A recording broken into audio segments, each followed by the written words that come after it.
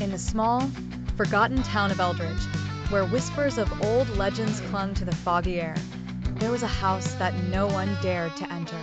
The Whitmore House stood on the outskirts, shrouded in ivy and decay, a relic of a time long past. It was said to be cursed, its history stained with the blood of those who once lived there. For years, the townspeople avoided it, passing down stories of the eerie occurrences that plagued its halls. The legend spoke of a family, the Whitmores, who mysteriously vanished one stormy night. Their screams were said to echo through the town, carried by the howling wind, until they abruptly stopped. That was decades ago.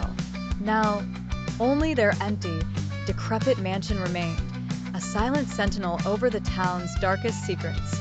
Erica, a young journalist with an insatiable curiosity for the macabre, decided to investigate the house for her latest piece. She was driven by the thrill of uncovering the truth buried beneath layers of fear and superstition. Armed with her camera and flashlight, she crossed the threshold of the Whitmore House. The air inside was heavy, suffused with the scent of mildew and something else she couldn't quite identify, something metallic. Her footsteps echoed as she moved from room to room, each one more dilapidated than the last. She photographed everything: the crumbling wallpaper, the broken furniture, the ominous portraits whose eyes seemed to follow her every move. As she descended into the basement, the sense of unease grew stronger. The walls down here were covered in strange symbols, carved deep into the stone.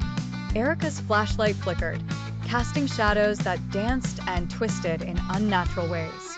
She felt a chill run down her spine, but she pressed on, driven by the need to uncover the truth. In the center of the room, she found an old, dusty book.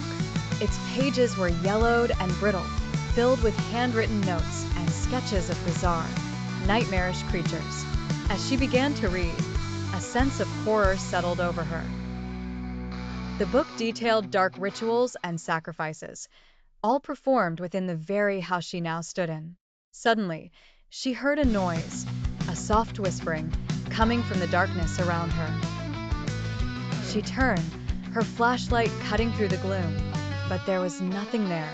The whispering grew louder, more insistent, forming words she couldn't understand. Panic gripped her as she realized she was not alone.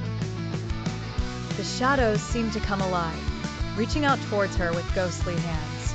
Erica screamed and ran, stumbling up the stairs and through the hallways that now seemed to stretch endlessly. The house was no longer just a building. It was a living entity, determined to trap her within its walls.